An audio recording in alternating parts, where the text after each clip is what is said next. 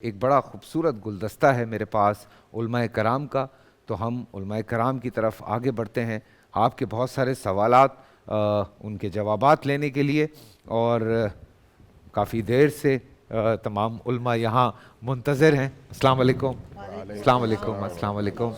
السلام علیکم۔ کیسے ہیں آپ؟ سب ٹھیک ٹھاک ہیں؟ افطار پہ آج اتفاق یہ ہوا کہ ہماری بالکل بھی بات نہیں ہو پائی، اور بہت سارے سوال تھے ہمارے جو کہ آج کے ٹاپک کے حوالے سے بھی تھے، وہ بھی بڑے مس ہوئے۔ تو علماء کے بول کا یہ سیگمنٹ ہے، اور اوبویسلی یہاں پہ علماء کرام موجود ہیں، اور تھوڑے سے ملکی حالات اس وقت آپ کے سامنے ہیں، کچھ چیزیں چل رہی ہیں، لوگ ڈسٹرب بھی ہیں، لیکن اس کے ساتھ ساتھ قریشی صاحب جو سب سے بڑا مسئلہ ہے حضرت، جو سب سے بڑا مسئلہ وہ یہ ہے کہ رمضان کا مہینہ ہے، جو ایک معتبر مبارک مہینہ ہے۔ اس کے احترام کے بارے میں کل آپ لوگوں نے انتہائی تفصیل کے ساتھ اور بہت خوبصورتی کے ساتھ بہت ساری چیزیں جو ہمارے سننے والے ہیں، دیکھنے والے ہیں، ان لوگوں تک پہنچائیں۔ لیکن اگر آپ سوشل میڈیا پہ جاتے ہیں اور آپ سوشل میڈیا پہ جا کے دیکھتے ہیں تو اس وقت جو حالات ہیں، جو بدتمیزی ہے، جو لفاظی ہے، اور جس قسم کے القاب استعمال کیے جا رہے ہیں ایک دوسرے کے بارے میں، وہ کافی تکلیف دہ ہیں۔ اور وہ پڑھنے کے بعد مطلب ٹھیک ہے، آپ ہر مکتبہ فکر سے یہاں موجود ہیں، اور کوئی میں نے اس طرح کی بات، میں باخدا یہ کہہ رہا ہوں کہ ہم بریک میں بھی بات کر رہے ہیں، ہم اس کے علاوہ بھی مل رہے ہیں، ہم نماز بھی ساتھ پڑھ رہے ہیں، ہم ساتھ بیٹھے بھی ہیں، کھا بھی رہے ہیں، ہم نے یہاں وہ چیز نہیں دیکھی۔ ہمارا اسلام، ہمارے مذہب، ہمارے مسلک بہت ساری چیزوں کی آزادی دیتا ہے۔ کل بڑی خوبصورت بات جو آپ نے کی تھی کہ پاکستان میں ہر طرح کی آزادی موجود ہے، تو یہ کیا سلسلہ شروع ہو گیا ہے قریشی صاحب؟ یہ کیا سلسلہ ہے؟ کس قسم کی باتیں کر رہے ہیں یہ لوگ؟ بسم اللہ والصلاۃ والسلام علی رسول اللہ۔ بنیادی طور پر جیسا کہ کل ہماری بات رات کے افطار کے سیگمنٹ میں بھی ہمارے محترم ابو محمد صاحب نے ایک بات کہی تھی کہ اسلام صرف نماز روزے کا نام نہیں ہے، اس کے اندر عبادات بھی ہیں، اعتقادات بھی ہیں، معاشیات بھی ہیں، کئی چیزوں کے حوالے سے مل کر اسلام ہوتا ہے۔ میں ایک حدیث کوٹ کرنا چاہوں گا کہ نبی پاک صلی اللہ تعالیٰ علیہ وآلہ وسلم حجۃ الوداع کے موقع پر جب کعبہ شریف کے سامنے گئے تو آپ نے حجر اسود کو بوسہ دیا، اور پھر پیچھے ہٹے اور کعبہ شریف سے مخاطب ہوئے، اور آپ نے فرمایا یا کعبہ ان حرمت المؤمن لأعظم حرمتا منک، اے کعبہ تیری عزت، تیری کرامت، تیری شرافت، تیری شان بہت بڑی ہے، لیکن بندہ مومن کی حرمت تیری حرمت سے زیادہ ہے۔ یہاں نبی پاک صلی اللہ علیہ وآلہ وسلم نے کسی ایک خاص مکتبہ فکر یا خاص اسکول آف تھاٹ یا خاص طبقہ فکر کے مومن کی بات نہیں کی ہے، یہاں کلہم جو صاحب ایمان شخص ہے اس کی عزت نفس، اس کی حرمت عزت کی بات کی ہے۔ قرآن مجید قرآن رشید کو دیکھیں تو اللہ تعالیٰ نے ہمارے لیے تمام چیزیں واضح اور کھول کر قرآن مجید میں بیان فرما دی ہیں۔ قرآن میں اللہ تعالیٰ نے، میں تو پرابلم ہمارے لیے یہ ہے تھوڑا سا فیصل بھائی کہ اس میں ہم سارے ہی شامل ہیں، لیکن تھوڑا سا جو ہمارے میڈیا ہاؤسز ہیں ان کا بھی تھوڑی سی بلکہ بہت زیادہ کوتاہی ہے کہ دن کے 24 گھنٹے کی اگر ہماری نشریات ہیں تو رمضان کو چھوڑ کر ہم دیکھیں ذرا کہ پورا سال ہم ان میں سے کتنے منٹ یا کتنے گھنٹے ہم اسلام کو دیتے ہیں، اپنے مذہب کو دیتے ہیں۔ اور جس وقت اگر ملک کے اندر یا معاشرے کے اندر کوئی انہونی ہو جاتی ہے، ان ایکسپیکٹڈ بات ہو جاتی ہے، خلاف شریعت بات ہوتی ہے، تو ہماری یہی میڈیا ہاؤسز اس کے اوپر 10 نہیں 20 گھنٹے پروگرام کر رہے ہیں، بچے کے ساتھ یہ ہو گیا، بچی کے ساتھ یہ ہو گیا، فلاں جگہ یہ ہو گیا۔ کویسچن یہ ہے کہ ہم نے اپنی قوم کی رہنمائی کے لیے یا تعمیر ملت کے لیے ہم نے اپنا کنٹریبیوشن، اپنا حصہ کتنا ڈالا ہے۔ تو میں وہ یہ کہہ رہا تھا کہ افسوس یہ ہے کہ اگر مسلسل ہمارے لوگوں کو سننے کو یہ چیزیں ملیں تو یہ کوئی عجیب چیز نہیں ہے. قرآن مجید میں سورۃ الحجرات کو ہی اگر ہم پڑھیں تو وہاں پر اللہ تعالیٰ نے بڑا واضح طور پر حکم دیا ہے کہ کسی کے گندے لقب سے، برے ناموں سے کسی کو مت پکارو. بالکل. اس کی وجہ کیا ہے کہ اس سے اس کی بے عزتی ہے، اس کی عزت نفس مجروح ہوتی ہے. اسی لیے اللہ کے نبی نے پوری زندگی کبھی بھی مذاق نہیں فرمایا، مزاح فرمایا. مزاح اس لطیف بات کو کہتے ہیں جو اگلے کو خوش کر دے، اور مذاق وہ بات کہ جس کے اندر جھوٹ اور سچ کی ملاوٹ ہو اور اگلے کی دل آزاری کا بھی پہلو نکلتا ہو. تو اللہ کے رسول نے اس کو ناپسند فرمایا. حتیٰ کہ ایک دن ایک صحابی رسول نے، بعض صحابہ آپس میں بڑا پیار کرتے تھے، ایک صحابی بیٹھے ہوئے تھے، انہوں نے اپنے جوتے اتارے تو صحابی رسول نے، دوسرے جو تھے انہوں نے کہا یار اس کے جوتے نا چھپا دو، تاکہ یہ ہوتا ہے جیسے مذاق میں شغل میں بھئی وہ سفر میں، حضر میں، جنگ میں، امن میں، وہ سارے آپس میں بھائی بھائی، قرآن ان کو بھائی بھائی کہہ رہا ہے. اچھا اب وہ صحابی اٹھے اور انہوں نے اپنے جوتے نا تلاش کرنے شروع کر، کدھر ہوا کدھر ہوا. پھر صاحب نے خوشی کا اظہار کیا کہ او اس نے چھپا. جیسے عام طور پر ہوتا ہے. یہ واقعہ ایک صحابی نے جا کر اللہ کے رسول کی خدمت میں عرض کر دیا کہ حضور بھی اس کی لطافت سے، یعنی اس کے اندر ایک گنا مذاق کا پہلو ہے، حضور خوش ہوں گے.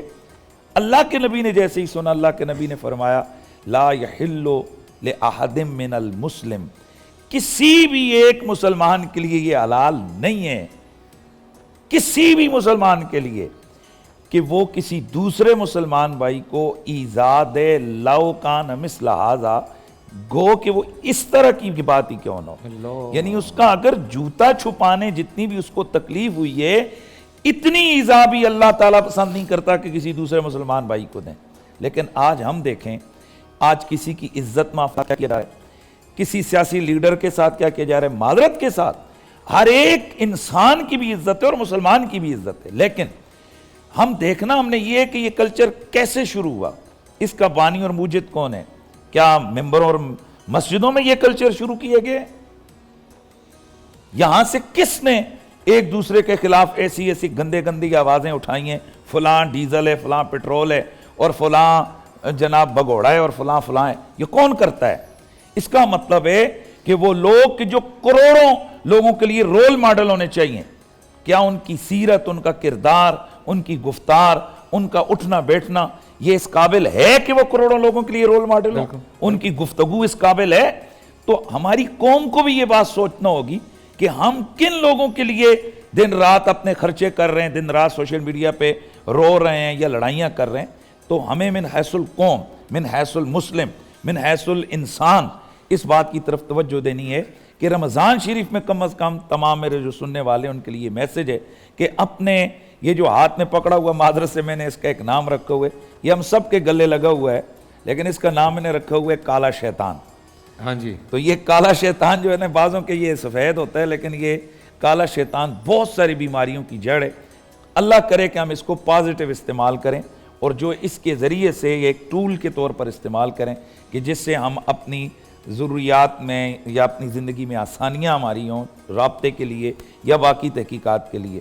اللہ تعالیٰ ان چیزوں سے اجتناب کی توفیق عطا فرمائے. سحری کے قیمتی لمحات ہیں، اور اس میں ہم نے کل آپ سے ایک وظیفہ پوچھا کہ پورے رمضان میں ہم کیا کیا وظیفے پر. مجھے سیریسلی کوئی ایسی چیز، لوگوں کو نا غصہ بہت زیادہ پتہ نہیں کیوں آتا ہے، حالانکہ پڑھ کے شاید سب کچھ بھول گئے ہیں، لیکن غصہ بہت آتا ہے. تو جن کو غصہ آتا ہے یا وہ اس طرح کی باتیں کر جاتے ہیں، آئی ایم شیور کہ بعد میں ان کو تکلیف بھی ہوتی ہوگی. کوئی انسان دل سے برا تو نہیں چاہے گا نا، کسی کا بھی ہو جاتا ہے غصے میں کوئی بری بات نکل جاتی ہے اور کبھی غلطی ہو جاتی ہے انسان سے. تو یہ غصے میں اگر کوئی غلط بات نکل جاتی ہے یا کچھ ہو جاتا ہے تو ایسی کوئی بات، ایسی کوئی چیز پڑھنے کے لیے کہ وہ ہر وقت وہ پڑھتے رہیں تاکہ ان کا غصہ جو ہے وہ کنٹرول میں رہے. گھر میں بیچاری جو بیگمات ہیں وہ بھی ڈری ہوئی ہیں، بہنیں بھی ڈری ہوئی ہیں، مائیں بھی ڈری ہوئی ہیں، بچے بھی ڈرے ہوئے ہیں، یا شاید اماں کو بڑا غصہ آ رہا ہو تو اماں کے بھی کام آ سکتا ہے وہ، یا بیگم کو بہت غصہ آ رہا ہو، اس پہ تو خیر کچھ نہیں کر سکتے، لیکن یہ کہ معذرت اس پہ تو خیر کچھ نہیں کر سکتے، لیکن ایسی کوئی چیز جس پہ تھوڑا آپ اپنے آپ پہ کنٹرول کر سکیں کہ یار میں کچھ کہنے سے پہلے یا کچھ کرنے سے پہلے اگر میں یہ پڑھتا رہوں تو شاید اللہ کی طرف سے تھوڑا سا اس میں کچھ کنٹرول آ جائے. نحمده ونصلی علی رسولہ الکریم اما بعد فاعوذ باللہ من الشیطان الرجیم. ماہ رمضان میں خاص طور پر یہ آپ روڈوں پہ چلے جائیں تو گاڑی میں ایک دوسرے کے ساتھ ٹکراؤ کے معاملات, روڈوں پر, بازاروں میں, مارکیٹ میں چلے جائیں تو وہاں بھی یہی موضوع کہ میں سودا پہلے لے لوں, بینکوں میں چلے جائیں تو قطاروں میں افراتفری ہے, اور پھر وہ لوگ غصہ روزے کی وجہ سے ہر کوئی ایک تو اپنے سر پہ روزے کو سوار کیا ہوا ہے. تو حقیقت یہ ہے کہ جب ایمانی طاقت مضبوط ہوتی ہے, آدمی کے اندر پاکیزگی ہوگی, تو آدمی اپنے اندر جو ہے وہ نرمی کو محسوس کرے گا. تو پہلے تو ہم سب کو کے لیے ضروری ہے کہ ہم ماہ رمضان میں اگر چاہتے ہیں کہ ہماری طبیعت میں غصہ نہ آئے, چڑچڑاپن نہ آئے, تو ہم باوضو رہیں. کیونکہ حدیث پاک میں غصے کا ایک علاج بیان کیا گیا کہ جب وضو نہ ہو تو وضو کر لیا جائے. سبحان اللہ. اور فرمایا سبحان اللہ. وضو باوضو رہنا. اور آپ سائنس کو بھی اگر دیکھیں گے تو باوضو رہنے کی برکتیں آدمی کا اعصاب مضبوط ہو جاتے ہیں اور اعصاب پہ اس کو کنٹرول ہوتا ہے. اسی طرح آپ دیکھ مسح جب کیا جاتا ہے تو یہ دماغ کی ساری رگیں گردن کے پیچھے, تو اب جب آدمی مسح کرتا ہے تو آٹومیٹک اس کے بلڈ پریشر ہائی بھی ہو تو نارمل ہو جاتا ہے, تو شوگر ہائی ہو رہا وہ نارمل ہو جاتا ہے. تو میری ایک تو اس میں سب سے گزارش ہے تمام ناظرین سامعین جو ہمیں سن رہے ہیں کہ عادت بنا لیں ماہ رمضان کے باوضو سوئیں. جب وضو نہیں ہو وضو کر لیں. ایک تو فائدہ ہی ہوگا تلاوت قرآن, نماز کے لیے, آپ کو نوافل کے لیے, دعاؤں کے لیے, مہینہ ہے ہی رب کو راضی کرنے کا. تو بہترین طریقہ ہے کہ ہر وقت باوضو رہیں. باوضو رہنے کی برکت بھی یہی ہے کہ الحمدللہ آپ کے نام اعمال میں فرشتے نیکی لکھتے رہیں گے. سبحان تو اللہ. اس کے لیے ایک دعا بھی ہے, اگر آپ چاہتے ہیں کہ آپ کو غصہ نہ آئے, چڑچڑاپن نہ آئے, تو کثرت کے ساتھ دیکھیں تمام وظیفوں کا اوراد جو ہے, ہر مرض کی دوا ہے صلی علی محمد, تعویذ ہر بلا ہے صلی علی محمد. تو حضور علیہ السلام پر اور آپ کی آل پر درود پاک پڑھتے ہیں, صلی اللہ علی محمد صلی اللہ علیہ وسلم. درود پاک ایک ایسا عمل ہے کہ الحمدللہ جو جہنم کی آگ کو بھی بجھا دیتا ہے. جب جہنم کی آگ کو بجھا دے گا, جو ہمارے اندر جو غصہ بھڑکتا ہے, انشاءاللہ درود پاک کی کثرت کی برکت سے, اللہ کی رحمت سے انشاءاللہ آپ کو غصہ نہیں آئے گا. حضور پر اور آپ کی آل پر کثرت کے ساتھ درود پاک پڑھیں. جب آپ وہاں درود بھیجیں گے تو انشاءاللہ آپ پر رحمتیں نازل ہوں گی. ماشاءاللہ ماشاءاللہ. سحری کا سلسلہ میرا آپ کا اذان فجر تک رہے گا, اور انشاءاللہ یہ سلسلہ جو ہے سحر اور افطار میں بھی اسی طرح سے رہے گا. پہلے دن افطار میں ہم زیادہ بات نہیں کر پائے, ہمارے پاس بہت ساری چیزیں ہوتی ہیں, پہلا دن تھا, تو ہمارے جو علماء کرام ہیں ان سے بھی دل کھول کے سیکھنے کا موقع ہے, یہ لوٹنے کا موقع ہے. اور یہ مہینہ ایسا ہے کہ جتنا زیادہ اچھی سے اچھی بات, اچھی سے اچھی چیز آپ حاصل کر سکیں وہ کم ہے. میں خود اتنا پرسنلی انجوائے کر رہا ہوتا ہوں, اتنا اچھا لگ رہا ہوتا ہے, بیکاز اتنی انفارمیشن ملتی ہے آپ کو. تو میری یہ کوشش ہے کہ ہم زیادہ سے زیادہ جو آپ کے سوالات ہیں جو ہم تک پہنچتے رہتے ہیں, یا میرے سوالات ہیں یا ہمارے سوالات ہیں, ان کے بارے میں ضرور بات کریں. علامہ امین شہیدی صاحب میرے ساتھ موجود ہیں, اور بہت ہی اسی کے حوالے سے سر چھوٹی سی بات ہے کہ انسان پر نفسیاتی خواہشات کا غلبہ نہ ہو, اس کے لیے مضبوط قوت ارادی کی ضرورت ہوتی ہے.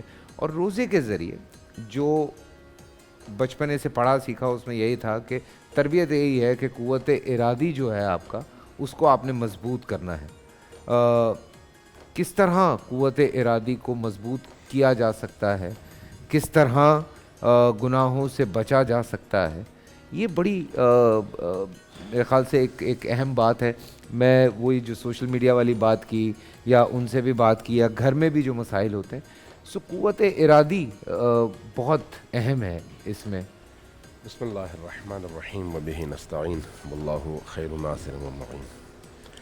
دیکھیے, قوت ارادی کا تعلق اگر ہم دینی اور تربیتی نقطۂ نظر سے دیکھیں, دینی اور تربیتی نقطۂ نظر سے, تو اس کا تعلق معرفت کے ساتھ ہے. معرفت جتنی زیادہ ہوگی, انسان کی قوت ارادی بھی اتنی ہی مضبوط سے مضبوط تر ہوگی. معرفت جتنی کم ہوگی, اس کی قوت ارادی بھی اسی حساب سے کم ہوگی. اور جہاں پر معرفت زیادہ ہوگی وہاں پر انسان اتنا ہی محتاط ہوگا گناہ کے معاملے میں اور نافرمانی کے معاملے میں. جہاں معرفت کم ہوگی وہاں پر وہ اتنا ہی زیادہ گناہ کے دلدل میں پھنسا ہوگا, اور اس کی توجہ نہیں ہوگی کہ وہ گناہ کر رہا ہے. بالکل. مثال آپ لے لیں, آپ کے گھر میں بچے ہوں گے, چھوٹا بچہ کبھی کبھی اس کی نیپی جو ہے وہ لیک ہو جاتی ہے. بعض اوقات بچہ جو ہے کھیل کھیل میں اس میں ہاتھ لگاتا ہے, بعض اوقات وہی بچہ وہی ہاتھ اپنے منہ میں رکھتا ہے, زبان سے لگاتا ہے. آپ کو تو وہ کراہت محسوس ہو رہی ہوتی ہے, بچے کو نہیں ہو رہی ہوتی. ٹھیک, اب آپ بچے کو قصوروار بھی نہیں سمجھ رہے ہوتے, فوراً لے جاتے ہیں بچے کو, دھوتے ہیں, دھلاتے ہیں اور اس کے بعد اس کو پاک کر دیتے ہیں. اب اگر یہی کام کوئی بڑا کرے تو اس وقت آپ پر کیا گزرتی ہے اور اس بڑے پر کیا گزرتی ہے. وہ بچہ چونکہ بے شعور ہے اس لیے آپ اس کو قصوروار نہیں ٹھہراتے. شعور کا تعلق انسان کے عمل سے ہے. انسان کا عمل چاہے جیسا بھی ہو, اگر اس کے اندر شعور ہے تو شعور کے نتیجے میں وہ زیادہ قبیح ہو جاتا ہے, زیادہ برا لگتا ہے. شعور نہ ہو تو انسان کو برا نہیں لگتا. پاگل اگر کوئی کام کرے تو آپ کو تکلیف تو ہوتی ہے کہ اس نے ایسا کیا ہے, لیکن دکھ نہیں ہوتا. دکھ اور تکلیف دو الگ الگ چیزیں ہیں. تو وہاں پر آپ کہتے ہیں بھی یہ پاگل تھا, اس سے کوئی توقع نہیں تھی. اللہ تبارک و تعالیٰ نے دین کے ذریعے سے انسان کو معرفت دی ہے اور اس معرفت تک پہنچنے کے راستے میں تربیت کے مختلف مراحل رکھے ہیں. ان تربیت کے مراحل سے انسان اگر گزرتا ہے تو پھر برائیوں سے اپنے آپ کو بچاتا ہے اور اچھائیوں کا اپنے آپ کو عادی بناتا ہے. ایک شخص آیا امام صادق علیہ السلام کی بارگاہ میں, عرض کیا کہ یا ابن رسول اللہ, ہم نے سنا ہے آپ لوگ گناہ نہیں کرتے, کیا آپ گناہ نہیں کر سکتے یا نہیں کرتے؟ واہ واہ واہ, دو الگ الگ چیزیں ہیں. ایک ہے گناہ نہ کر سکنا, جیسے آپ اگر کسی بھی فرشتے کو دیکھ لیں, فرشتہ گناہ نہیں کر سکتا, ٹھیک ہے, اس لیے کہ اس کے اندر گناہ کے وہ گناہ کا خانہ جو ہے وہ ہے ہی نہیں. ہاں, وہ ول نہیں, شہوات نہیں ہاں, ہے, ول نہیں, خواہشات نہیں ہے. خواہشات نہیں. جب پوچھا کہ آپ گناہ کر نہیں سکتے یا کرتے نہیں ہیں, تو آپ نے بجائے اس کے کہ جواب دیتے کہ کر سکتے ہیں نہیں کرتے یا نہیں کر سکتے اس لیے نہیں کرتے, فرمایا کہ یہ بتاؤ تم روز صبح جب اٹھتے ہو تو اٹھنے کے بعد کیا کرتے ہو پہلا کام؟ کہا میں جاتا ہوں وضو کے لیے اور اپنے آپ کو فارغ کرتا ہوں, واش روم میں جاتا ہوں اور غلاظتوں سے فارغ ہو کے دو دھلا کے وضو کر کے آتا ہوں, نماز پڑھتا ہوں. کہا کبھی تم نے یہ سوچا کہ اپنی ہی نکالی ہوئی غلاظت میں سے کوئی ایک ذرہ اٹھا کے منہ میں ڈالو؟ اللہ. کہا کہ نہیں. کہا کیوں تم نے یہ نہیں سوچا؟ کہا اس لیے کہ یہ اتنا قبیح عمل ہے, اتنا برا عمل ہے کہ اس کے تصور سے بھی گھن آتی ہے. تو کہا یہ تمہاری معرفت ہے اس گناہ کے حوالے سے. ہمیں چونکہ گناہ کی معرفت حاصل ہے اس لیے ہم گناہ کرنے کا کبھی سوچتے بھی نہیں ہیں, سوچتے بھی نہیں ہیں. اس گناہ کرنے اور نہ کرنے کے درمیان جو اصل بات ہے وہ انسان کی قوت ارادی, اور اس قوت ارادی کے پیچھے جو محرک ہے وہ انسان کی معرفت ہے. یہ جو اللہ تبارک و تعالیٰ نے انبیاء کو بھیجا ہے, انبیاء کو صرف قرآن کی تلاوت کے لیے نہیں بھیجا. قرآن کی تلاوت کے ذریعے سے دو کام اللہ نے انسانوں کے ذمہ لگائے ہیں جو نبی کریم کے ذریعے سے انسان تک پہنچے ہیں. یزکیہم وَيُعَلِّمُهُمُ الْكِتَابَ. یزکیہم کیا ہے؟ ان کو اندر سے پاک کرنا. اندر سے پاک کرنے کا مطلب کیا ہے؟ کہ انسان کے اندر شہوت ہو, کنٹرول میں رہے, خواہشات دنیا ہوں لیکن کنٹرول میں رہے. اگر یہ خواہشات دنیا نہ ہو تو انسان اس انسانی معاشرے میں زندہ نہیں رہ سکتا. غضب نہ ہو تو انسان اپنا دفاع نہیں کر سکتا. غصہ نہ ہو تو اپنے آپ کو دشمن سے بچا نہیں سکتا. یعنی شہوت انسان کی ضرورت ہے, دنیا طلبی انسان کی ضرورت ہے, غصہ انسان کی ضرورت ہے. بہت ساری ایسی چیزیں ہیں جس کو ہم حیوانی صفات کہتے ہیں, لیکن حیوانی صفت ہونے کے باوجود انسان کی ضرورت ہے. لیکن چونکہ حیوانی ہے اس لیے حد سے بڑھ جائے تو انسان حیوان بن جاتا ہے. اس حد سے بڑھنے کو روکنے کے لیے اللہ نے عقل کی دولت بھی دی اور انبیاء کو بھیج کر تربیت کے مراحل سے بھی گزارا کہ اب اگر انسان ان تربیت کے مراحل سے گزرتے ہوئے اپنے نفس کو کنٹرول کر لے, اپنے عقل کے تابع بنا لے اور دین کے ان بتائے ہوئے اصولوں سے تجاوز نہ کرے تو پھر بڑے سے بڑے طوفان کے مقابلے میں وہ پوری طرح سے استقامت کے ساتھ کھڑا رہتا ہے. بڑے سے بڑے مسئلے میں آ کر وہ بڑی آسانی کے ساتھ گزر جاتا ہے, اس پر اثر نہیں ہوتا. قرآن کریم نے اس لیے کہا کہ الا ان اولیاء اللہ لا خوف علیہم ولا ہم یحزنون. اللہ کی ولایت کے مختلف درجات ہیں اور ان درجات میں سے اعلیٰ ترین درجے تک پہنچنا خود اس تربیتی مراحل سے گزرنے کا نتیجہ ہے. ہمارے ہاں ایک حدیث ہے, हसनातुल अबरार सय्यातुल मुकर्रबीन, नबी करीम से मंसूब हदीस है कि ये जो बिर आज़ाद और नेक बंदे हैं, इनके जो हसनात हैं, जो ये अच्छे काम करते हैं, हम मसलन हज करते हैं, कहा जाता है बहुत अच्छा आदमी है ये, नमाज में पहली सफ़ में खड़े होते हैं, लोग कहते हैं ये बहुत अच्छे लोग हैं, कुरान पढ़ते हैं, लोग कहते हैं बहुत अच्छे लोग हैं, लेकिन ये अच्छाई की दलील नहीं है, उसके अंदर का जो बातिन है वो मेयार है कि वो कितना अच्छा है।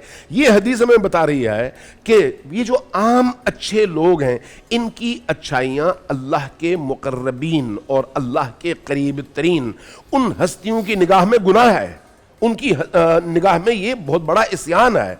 अब मैं इसको समझाने के लिए मिसाल देता हूँ कि अगर नबी पाक सल्लल्लाहु अलैहि वसल्लम जो नमाज पढ़ते थे, उस नमाज की जो कैफियत होती थी, अगर उस कैफियत को एक तरफ रखकर आप ज़रा सोचें कि हम जिस तरह की नमाज पढ़ते हैं, इस तरह की नमाज का अगर नबी करीम तसव्वुर भी कर लें, हमारे लिए तो ये नमाज बहुत बड़ा महराज है, लेकिन नबी करीम के हवाले से देखें तो हमारी नमाज उनके लिए शायद गुनाह कबीरा हो, क्योंकि हमारी नमाज में वो रूह है ही नहीं।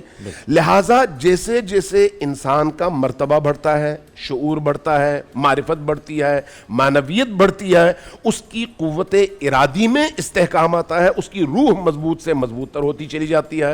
रूह जितनी मजबूत होगी वो उतना ही गुनाह के मुकाबले में पूरी कुव्वत के साथ माशरे में खड़ा हो जाएगा। सुभान अल्लाह। अभी जब ये सारी बातें हो रही हैं, उसमें ऑब्वियसली बहुत सारी बातें भी दिमाग में चल रही होती हैं, कुछ सवालात हमें लिख के दिए जाते हैं, लेकिन उसके साथ साथ कुछ सवालात मेरे भी दिल में कभी कभी ठाटे मारते हैं, तो मैं कहता हूँ कि वो भी पूछ लिए जाएं। थोड़ा बहुत पढ़ा, जितना पढ़ा, जाना, सीखा, फ़ख्र और तकब्बुर में हम फ़र्क नहीं कर पा रहे हैं। ये एक बड़ा मसला है। मतलब अभी मैं सीरियल कर रहा था, उसमें 2-3 बड़ी खूबसूरत चीज़ें थी, तो हम जब पढ़ रहे थे तो पढ़ते हुए भी मैंने जो राइटर थे उनसे ये पूछा था, जो नमाज का भी लोग तकब्बुर करते हैं कि मैं नमाज पढ़ता हूँ। ये एक बड़ी अजीब सी चीज़ है। ये चूँकि वो बात शुरू हुई सोशल मीडिया से, तो ये उसी के बीच में हम घूम रहे हैं अभी।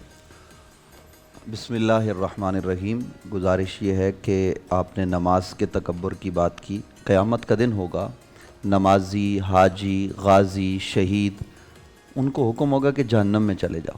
वो कहेंगे हमने दुनिया में ये अमल किए, नमाज पढ़ी, सब कुछ, तो उनको जो वहाँ जवाब दिया जाएगा कि तुमने जिस मकसद के लिए नमाज पढ़ी थी कि लोग तुम्हें नमाजी कहें, तो लोगों ने तुझे नमाजी कह दिया, लोगों ने तुझे हाजी और गाजी और शहीद कह दिया, तेरा वो मकसद पूरा हो गया, रब के लिए नहीं की थी।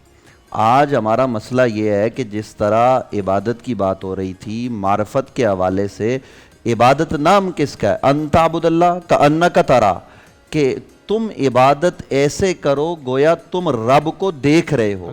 यही असल दर्जा है, और इस दर्जे तक पहुंचने के लिए जो बात हमें बताई गई वो ये कि अगर ये नहीं कर सकते तो प्रैक्टिस ये करो कि तुम्हें रब देख रहा है। जब हमें रब देख रहा है और हम रब को देख रहे हैं, तो इन दर्जों से हम गुजरेंगे तो आगे बढ़ेंगे। शेख अकबर हज़रत मुहियुद्दीन इब्न अरबी रहमतुल्लाह ताला अलैह साहिब फ़ुसूस लेकम, दीगर आपकी कई किताबें हैं, तो आपने इस हवाले से एक बात की है कि इंसान का जो मन है, उनकी 27 फसें हैं किताब की, तो उसमें वो एक फस में ये बात करते हैं कि जो इंसान का ये अंदर का इंसान है, इसको कैसे बेदार किया जा सकता है। तो इसको बेदार करने का तरीका ये है कि हम रब की सिफ़ात पर गौर करें। रहा सवाल ये कि ये जो कुछ हम तकब्बुर और गुरूर करते हैं, हम ये समझते हैं, आपने कहा फ़ख्र, नबी रहमत सल्लल्लाहु अलैहि वसल्लम ने फरमाया अना कायदुल मुरसलीन अना सय्यदुल मुरसलीन ला फ़ख्रा, मैं इस बात पर फ़ख्र नहीं करता। हालांकि ये बात फ़ख्र की तो है कि वो नबियों के सरदार हैं, वो नबियों के इमाम हैं, लेकिन हुज़ूर अनवर सल्लल्लाहु अलैहि वसल्लम क्या फरमाते हैं कि मैं इस बात पर फ़ख्र नहीं करता। देखिए, रश्क और चीज़ होती है, हम मुआशरे में जिस चीज़ को तकब्बुर और गुरूर समझते हैं वो और चीज़ है।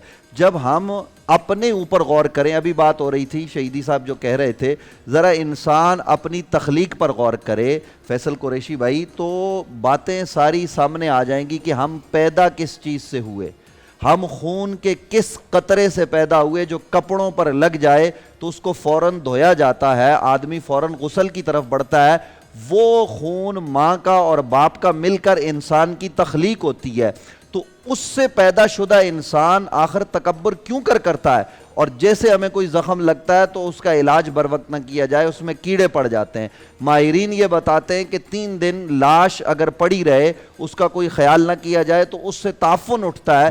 یہ ہے انسان، اور یہ کیوں کر تکبر کرتا ہے؟ دیکھیے گزارش یہ ہے کہ اگر اللہ تبارک و تعالیٰ نے کسی کو مقام اور مرتبہ دیا تو وہ اس مقام اور مرتبے پر رب کا شکر ادا کرے کہ پروردگار یہ میری طاقت اور میری بساط اور میری شخصیت نہیں ہے، یہ تیرا محض فضل، تیرا کرم ہے۔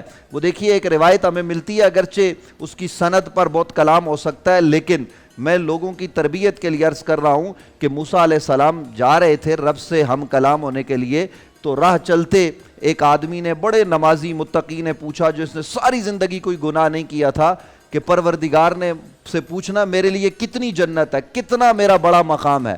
تو دوسرے آدمی نے حضرت موسیٰ علیہ السلام سے کہا، اے موسیٰ رب سے یہ پوچھنا میں نے ساری زندگی کوئی نیکی نہیں کی، میرا تو وقت ہی گناہوں میں گزرا ہے، میرے لیے کوئی جہنم میں بھی جگہ ہے؟ تو جب رب سے ہم کلام ہوئے، یہ بات ہوئی، واپس پلٹے تو جواب اس کو دیا جس نے یہ کہا تھا کہ میرے لیے جنتیں ہوں گی، کہا تو جہنم میں جائے گا، اس لیے کہ تیرا بھروسہ اعمال پر ہے اور وہ رب سے ڈر رہا ہے باوجود گناہ کرنے کے۔ اس کو آ کر جواب دیا، تیری اس عاجزی کو رب نے اتنا پسند کیا ہے کہ تجھے داخلے جنت کر دیا ہے۔ اللہ مفتی صاحب جی سوری تھوڑا سا اضافہ کرنا چاہوں، تکبر اور فخر یہ 2 الگ چیزیں، تکبر حرام ہے اور فخر جائز ہے۔ آپ کے اندر کوئی کمال طبعی فطری کسی بھی حوالے سے، اس کا تعلق مال سے، دولت سے، حسن و جمال سے، علم سے، اگر من جانب اللہ آپ کو ملا ہوا ہے اور آپ اس پر خوش ہوتے ہیں اور کہ سمجھتے ہیں کہ یہ میرے اندر کمال ہے اور اس کا اظہار بھی کرتے ہیں تو یہ فخر ہے۔ اور اگر آپ کے اندر کچھ ہے نہیں اور آپ وہ بننے کی کوشش کرتے ہیں تو یہ تکبر ہے۔ اور تکبر میں ایک چیز اور ہے کہ خود کو کچھ سمجھنا اور اس طرح سمجھنا کہ میں ہوں اور کوئی نہیں، اور فخر میں یہ ہے کہ مجھے میرے اندر کچھ نہیں، اللہ نے مجھے دیا ہے، اس کا اظہار کرنا۔ اللہ پہ فخر، ایک حدیث اس میں ہمارے لیے بڑا واضح کرتی ہے۔ نبی پاک صلی اللہ علیہ وسلم کی بارگاہ میں ایک صحابی ہے، اللہ کے رسول نے فرمایا جس شخص کے دل میں رتی برابر بھی تکبر ہوگا، گمانڈ ہوگا، اللہ تعالیٰ اس کو جنت میں داخل نہیں کرے۔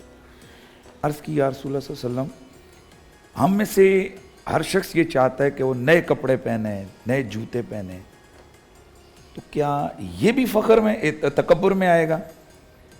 تو اللہ کے رسول صلی اللہ علیہ وسلم نے فرمایا نہیں، تکبر یہ نہیں، تکبر یہ ہے کہ جو تجھ میں نہ ہو نہ حق تو اس کا اظہار کرے، یہ تکبر ہے۔ اللہ فخر، اللہ تعالیٰ کے نبی نے سے پوچھا گیا کہ آپ کسی پر فخر کرتے ہیں؟ یہ حدیث شریف ہے، مسند کے اندر ہے۔ اللہ کے نبی نے فرمایا ہاں، ایک ہے نا جس پر میں فخر کرتا ہوں۔ لفظ غرور آتے ہیں، فرمایا کون ہے؟ کہا وہ علی ہے۔ ٹھیک ہے، اسی طرح اللہ کے نبی نے فرمایا کہ انا امام المرسلین ولا فخرا۔ اب یہاں تھوڑا سا آپس میں وہ ہو گیا کہ حضور فرماتے ہیں میں رسولوں کا امام ہوں اور فخر نہیں کرتا۔ علی پاک پہ حضور نے غرور کیا، فخر کیا، اور اپنے امام المرسلین ہونے پر اللہ کے نبی نے کوئی فخر نہیں کیا۔ یہ کیا ہے؟ اس کے حوالے سے محدثین کرام لکھتے ہیں کہ بہت ساری چیزیں یہ ہوتی ہیں کہ آپ میرے حوالے سے وہ بڑی ہوتی ہیں۔ مثلا میں سمجھتا ہوں کہ ماشاءاللہ آپ کے ایک دن کی کمائی جو ہے نا وہ 10 لاکھ روپے ہے۔ اللہ آپ کی زبان مبارک کرے۔ اللہ کرے گا جی، اس میں کوئی نہیں، میں مثلاً نہیں مثلاً کوئی وقت قبولیت کا بھی ہوتا ہے۔ جی اللہ کرے، اللہ کرے سحری کا وقت ہے قبول ہو جائے۔ اچھا بٹ ٹیکس والے نہ سن رہے ہوں۔ اچھا تو 10 لاکھ روپے آئے، اگر آپ یہ سمجھتے ہیں میں یہ سمجھتا ہوں تو میرے حوالے سے یہ بڑی بات ہے۔ لیکن آپ کہتے ہیں یار یہ 10 لاکھ روپے تو میرے گھنٹے کی کمائی ہے، اور مفتی صاحب کہہ رہے ہیں میرے دن کی کمائی ہے، تو آپ اس پر کہیں گے یار میں 10 لاکھ کما رہا ہوں، میں اس پہ فخر نہیں کرتا۔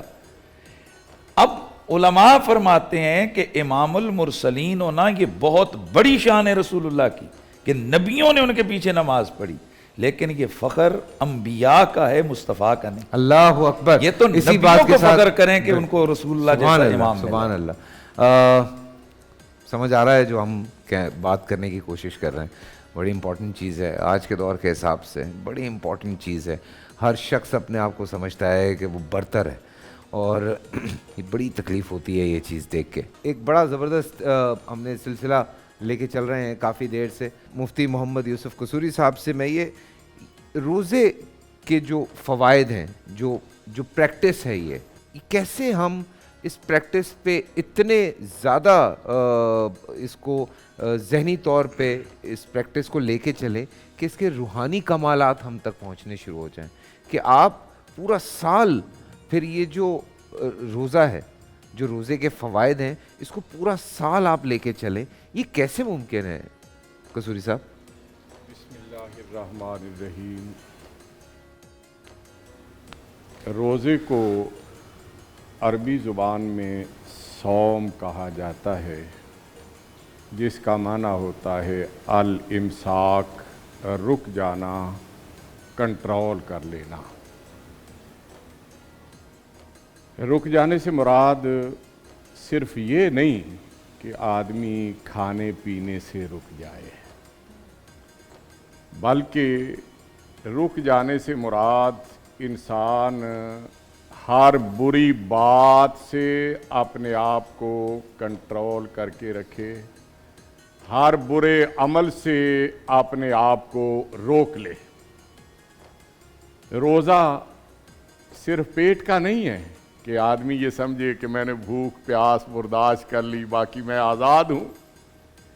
نبی کریم صلی اللہ علیہ وآلہ وسلم نے فرمایا من لم یدع قول الزور والعمل بہ فلیس للہ حاجۃ فی ان یدع طعامہ وشرابہ. جس نے غلط باتیں کرنا, غلط کام کرنا ترک نہ کیا, اللہ کو اس کے بھوکا پیاسا رہنے سے کوئی سروکار نہیں ہے. بالکل بالکل. روزہ اس کو کنٹرول سکھانے کے لیے آتا ہے. اس نے پورے طریقے سے اپنے آپ پہ کنٹرول کرنا ہے. ہاتھوں پہ بھی کنٹرول, پاؤں پہ بھی کنٹرول, زبان پہ کنٹرول, آنکھوں پہ کنٹرول, کانوں پہ کنٹرول. ہاتھوں پہ کنٹرول یہ ہے کہ ظلم اور زیادتی کی طرف یہ کبھی نہ بڑھے. واہ. زبانوں پہ کنٹرول کہ یہ زبان اللہ کی عطا کردہ ہے, یہ اللہ نے قرآن کی تلاوت اور ذکر و اذکار کے لیے دی ہوئی ہے, اچھی محبت اور پیار بھری باتیں کرنے کے لیے کہی ہے, اس کا غلط استعمال نہ ہو. آنکھوں پہ کنٹرول کہ یہ اللہ کی نعمت ہے, اللہ کی عطا کردہ, دنیا کو اچھی نگاہ سے دیکھنے اور اس سے اپنے لیے رہنمائی حاصل کرنے کے لیے اسے استعمال لانا ہے, اس کو غلط کاموں میں استعمال نہیں کرنا. کان بھی اللہ نے دیے, یہ اس کی نعمتیں ہیں. ذکر و اذکار کو سنو, قرآن کو سنو, اچھی باتوں کو سنو, اچھی باتوں کو دل و دماغ میں بٹھاؤ, یہ اس کا کنٹرول ہے. تو روزہ پورا کنٹرول کا ایک نظام دیتا ہے کہ تو نے یہ رمضان روزہ یہ تربیت دینے کے لیے آتا ہے کہ تو نے زندگی اللہ کے احکام کے مطابق کس طرح بسر کرنی ہے. تو یہ ٹریننگ دیتا ہے, تربیت دیتا ہے. اس ٹریننگ اور تربیت کی وجہ سے اگر انسان تھوڑی سی کوشش کر لیتا ہے نا, پورا سال جب بھی وقت آئے نا, وہ نیکی کی طرف اپنے آپ کو راغب ہوتا ہوا پائے گا, برائی سے اپنے آپ کو روکنا چاہے گا, تو یہ سمجھ لے گا کہ میرے سامنے کوئی بڑی رکاوٹ نہیں ہے. تو یہ کنٹرول ہی ہے جو انسان کو انسانیت سکھاتا ہے, جو مسلمان کو مسلمانی کے آداب سکھاتا ہے کہ تو مسلمان ہے, تو نے اللہ اور اس کے رسول صلی اللہ علیہ وسلم کے احکام کے مطابق عمل کرنا ہے. تو کچھ بھی نہیں تھا, اللہ نے تجھے بہت کچھ بنا دیا. حَلَ تَعَالَى الْإِنسَانِ حِينٌ مِّنَ الدَّهْرِ لَمْ يَكُنْ شَيْئًا مَذْكُورًا. ابھی مفتی صاحب بات کر رہے تھے کہ مرد اور عورت کے ایک ملے ہوئے پانی سے کچھ بھی نہیں تھا, دنیا میں آیا تو بہت کچھ بن گیا. اور جب ماں کے پیٹ میں گیا نا, ایسی جگہ جہاں کسی کی کوئی آمدرفت نہیں تھی, وہاں اللہ نے مختلف مراحل سے گزار کے حسین ڈھانچہ بنایا, اور پھر دروازے کی جگہ منہ لگایا, کھڑکیوں کی جگہ اللہ تعالیٰ نے کان لگائے, اور اس میں سماعت کے آلے نصب کر دیے، روشن دانوں کی جگہ آنکھیں لگائیں، دیکھنے کے لیے دوربینیں فٹ کر دیں، کھوپڑی کی جگہ چھت بنا دی، اس کے نیچے عقل و خرد کے خزانے رکھ دیے۔ جب خاص جگہ پہ گیا کچھ بھی نہیں تھا، جب دنیا میں آیا تو بہت کچھ بن چکا تھا۔ فتبارک اللہ احسن الخالقین، اور جس نے بنایا ہے اس نے زندگی کے طور طریقے، ادب آداب، زندگی گزارنے کے رنگ اور ڈھنگ سکھانے کے لیے اپنے رسول کو مبعوث فرمایا ہے۔ رسول نے جو رہنما اصول بنا دیے ہیں، ان رہنما اصولوں کے مطابق چلنا ہے۔ اللہ فرماتے ہیں انما کان قول المؤمنین اذا دعوا الی اللہ ورسولہ لیحکم بینہم ان یقولوا سمعنا واطعنا۔ ایمان والوں کی شان تو یہ ہے جب انہیں اللہ اور اس کے رسول کی طرف بلایا جاتا ہے تو وہ کہتے ہیں ہم نے ان کا فرمان سن بھی لیا، اور سنا ہی نہیں بلکہ دل و جان سے مان بھی لیا۔ تو روزہ ایسا ہی کنٹرول سکھاتا ہے، ایسا ہی کنٹرول۔ تو اللہ تعالیٰ نے پھر بندے کو اس کے اجر و ثواب کا جو حقدار بنایا ہے، اس اجر و ثواب کی کوئی انتہا نہیں۔ نبی کریم صلی اللہ علیہ وسلم نے فرمایا کہ اللہ تعالیٰ فرماتا ہے، حدیث قدسی ہے، کل عمل ابن آدم لہ الا الصیام فَإِنَّهُ لِي وَأَنَا أَجْزِي بِهِ۔ ابن آدم کا ہر عمل اس کے لیے ہے سوائے روزے کے، اور روزہ تو میرے لیے ہے، اس کی جزا بھی میں اپنی مرضی سے دوں گا، کیونکہ ہر عمل میں ریاکاری دکھلاوے کا شائبہ ہو سکتا ہے۔ انما الاعمال بالنیات۔ اب نماز پڑھنے کے لیے آدمی جاتا ہے، بہت سارے لوگ دیکھ رہے ہوتے، ہو سکتا ہے کہ ذہن میں خیال ہے لوگ نمازی کہیں گے۔ حج کرنے کے لیے جاتا ہے، بہت سارے لوگ ملنے کے لیے دعاؤں کی درخواستیں کرتے ہیں، جب واپس آتا ہے پھر ذہن میں خیال آ سکتا ہے لوگ اب مجھے حاجی کہیں گے۔ صدقہ خیرات دیتا ہے، اگر کسی اور کو نہیں تو جس کی مدد کر رہا ہے اس کے تو علم میں ہے نا، ذہن میں بات آ سکتی ہے کہ لوگ مجھے۔ لیکن یہ روزہ ایک ایسا عمل ہے جو صرف اللہ اور بندے کے درمیان ہے، کسی اور کو کچھ اس کا علم نہیں ہوتا۔ سخت گرمی کا موسم، انسان گرمی کی شدت سے نڈھال ہے اور وہ غسل کرنے کے لیے غسل خانے میں داخل ہوتا ہے، کلی کرنے کے لیے یا منہ میں پانی ڈالتا ہے۔ کراچی کے پانی کی بات تو نہیں ہے نا، اچھے علاقے بھی ہیں پرفضا مقامات جہاں بڑا صاف شفاف پانی ہے۔ دوپہر کے وقت غسل کرنے کے لیے غسل خانے میں داخل ہوتا ہے، کلی کے لیے ٹوٹی کھول کے جب کلی کے لیے منہ میں پانی ڈالتا ہے نا تو اندر سے آواز آتی اسے نیچے آنے دے۔ روزے دار کہتا ہے میں یہ حرکت نہیں کر سکتا، پیٹ پوچھتا ہے کیوں نہیں کر سکتا، اور روزے دار کہتا ہے میں روزے سے ہوں، پیٹ کہتا ہے پانی منہ میں، منہ بند، تو غسل خانے میں، غسل خانے کا دروازہ بند، اسے نیچے آنے دے، میری پیاس دور ہو جائے گی، تیرے روزے دار ہونے پہ کوئی انگلی نہیں اٹھائے گا۔ اور روزے دار کہتا ہے میں نہیں کر سکتا، پیٹ پوچھتا ہے کیوں نہیں کر سکتا، اور روزے دار کہتا ہے اس لیے نہیں کر سکتا کہ جس کا ڈر ہے اس کا راستے میں گھر ہے، نحن اقرب الیہ من حبل الورید، اور جس کی رضا کے لیے میں نے رکھا اس سے بچ کے آنے کا راستہ ہی کوئی نہیں۔ تبھی اللہ فرماتے ہیں کہ اس کا اجر جو ہے نا میں بندے کی خواہش کے مطابق نہیں بلکہ اپنی رضا کے مطابق عطا کروں گا، اور بندے کے لیے اللہ کی رضا صرف جنت کی عطا ہی ہے۔ اسی لیے نبی کریم نے فرمایا ان فی الجنت بابا یقال لہ الریان یدخل منہ الصائمون، جنت میں ایک وی آئی پی دروازہ ہے جس میں اللہ تعالیٰ روزے داروں کو داخل کرے گا۔ سحری کا وقت ہے، سحری کے حوالے سے ایک حدیث نبی پاک کی سنا کے بات کو مکمل کرتا ہوں۔ نبی کریم صلی اللہ علیہ وسلم نے فرمایا تسحروا فإن فی السحور برکہ، ایمان والو سحری کھایا کرو، سحری کھانے میں تمہارے لیے بڑی برکتیں رکھی ہیں۔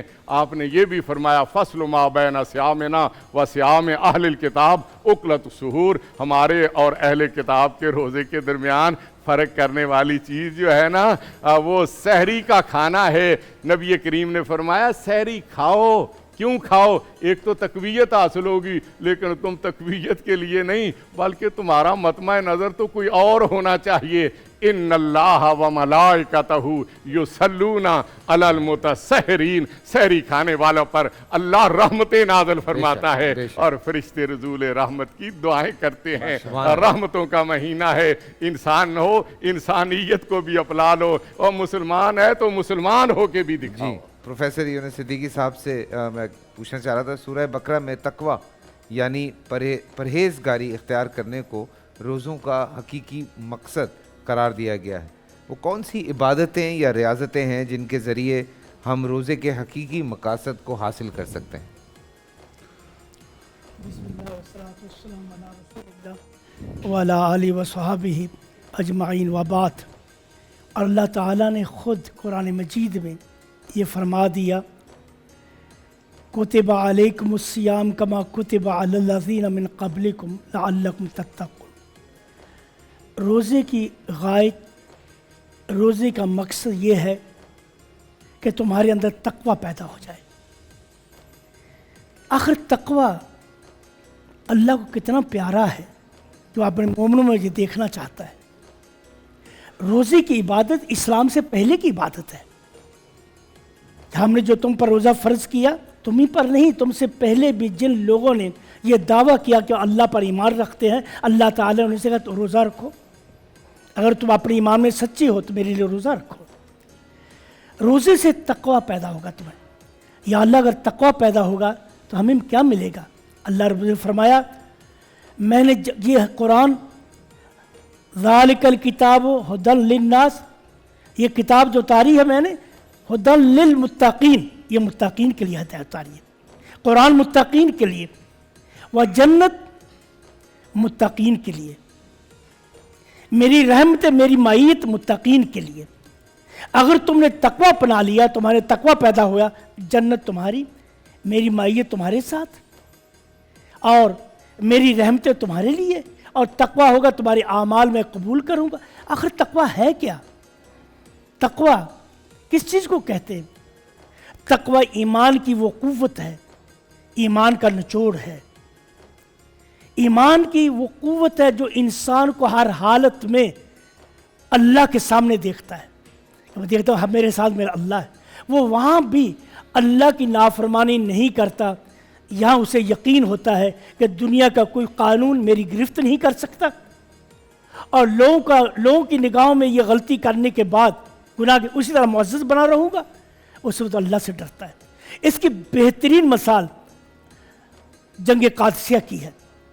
جب مال غنیمت جمع کیا جا رہا تھا محمد مسلمہ کے پاس، ایک صاحب آئے، دیناروں اور درہموں کی بھری ہوئی بوری پڑی اٹھا کر لا رہے، حضرت مسلمہ کے سامنے رکھ دی۔ جب انہوں نے کھول کر دیکھا، سونے اور چاندی سے بھری ہوئی ہے۔ فرمانے لگے اما اخذت منہ شیئا، کیا تم نے اس سے کچھ لیا تو نہیں ہے؟ کیا کہتے؟ واللہ لولا اللہ ما اتیتک بھی، اگر اللہ کا ڈر نہ ہوتا، تقوی نہ، میں تیرے پاس نہ لاتا۔ واہ، میں اسی لیے لایا ہوں۔ میں ایک ایک چیز، اسی لیے جب مال غنیمت ایران کا جمع ہوا مسجد نبوی میں، تو حضرت عمر رضی اللہ تعالیٰ تشریف لائے، آپ نے مال غنیمت کو دیکھا، ایک ایک چیز جو صحابہ کو ملی وہ مدینہ پہنچا دی۔ تو حضرت عمر رضی اللہ تعالیٰ فرمانے لگے واللہ ان الذین بلغوا ھذا الینا انہم لامناء، وہ لوگ جنہوں نے یہ مال غنیمت مدینہ پہنچایا واقعی دنیا کے یعنی ایماندار ترین شخص۔ یہ ایمانداری، تقوی، انسان ہر حالت میں اپنے اللہ سے ڈرتا رہے، دوسروں کے حقوق ادا کرے۔ جیسے ابھی آپ نے بتایا، یہ جو سوشل میڈیا میں جو بدتمیزی اٹھی ہوئی ہے، یہ کس چیز کا فقدان ہے؟ ہمارے اندر تقوی کا فقدان ہے۔ جب ہمارے اندر یہ ہو کہ اللہ مجھ سے پوچھے گا جو میں کر رہا ہوں، رسول اکرم صلی اللہ علیہ وسلم سے پوچھا گیا ای المسلمین افضل، بہترین مسلمان کون ہے؟ فرمایا رسول من سالم المسلمون من لسانہ و یدہ، بہترین مسلمان وہ ہے جس کی زبان سے اور کے ہاتھ سے دوسرے مسلمان محروم ہو جائے۔ بالکل۔ اسلام یہ کہتا ہے اے ایمان والو یا ایھا الذین آمنوا کونوا قوامین للہ شہداء بالقسط ولا یجرمنکم شنآن قوم علی الا تعدلوا اعدلوا هو اقرب للتقوی ان اللہ خبیر بما تعملون۔ کیا میرے اللہ نے فرمایا ایمان والو حق کی گواہ بن کر کھڑے ہو جاؤ، کسی شخص کی دشمنی تمہیں اس بات پر مجبور نہ کرے کہ تم عدل کی راہ چھوڑ دو۔ بالکل، دشمنی ہے وہ بھی عدل پر، دشمنی اس طرح کیجئے اس کی ذات کی تحقیر نہ ہو۔ یہ رسول اکرم صلی اللہ علیہ وسلم نے، ایک صحابی آئے، اس نے شراب پی اور ایک دوا پی پکڑ کے لائے، دوسرا پی پکڑ کے لائے. تو اسلام ابھی شراب نئی چھوٹی تھی، تو یہ جو چیز جس کی عادت پڑ جائے اسے چھوڑنا کتنا مشکل ہوتا ہے. تو ایک ابھی کہنے لگے یا کتنا بیسل انسان، کتنا گدھا ہے، کتنا ہے کہ یہ اتنے بار بار لایا جاتا ہے. رسول اللہ لا تسبو، اس کو گالی مت دو، گالی مت دو. اللہ یحب اللہ و رسول، بخاری کی روایت ہے. ممکن ہے اللہ رسول، یہ انسان غلطی ہو جانا انسان کی نیچر ہے، لیکن اس غلطی کو انسان پکڑ لے اور اس کی آڑ میں اس کی ذات کی تذلیل کرے، یہ انتہائی کبیرہ گناہ ہے. کسی کا برا لقب لگا کبیرہ گناہ ہے. یہ گناہ ایسا ہے جب تک اللہ سے توبہ نہیں کرے گا اللہ اسے معاف نہیں کرے گا. صدقے دل سے، صدقے دل سے، صدقے دل سے توبہ کرے. بالکل یہ نہیں کہ آپ توبہ کیے جا رہے ہیں اور کیے جا رہے ہیں اور کیے جا رہے ہیں، بار بار کیے جا رہے ہیں. بول انٹرٹینمنٹ کے شوز دیکھنے کے لیے ہمارے چینل کو سبسکرائب کریں اور بیل آئیکن پر کلک کرنا نہ بھولیں.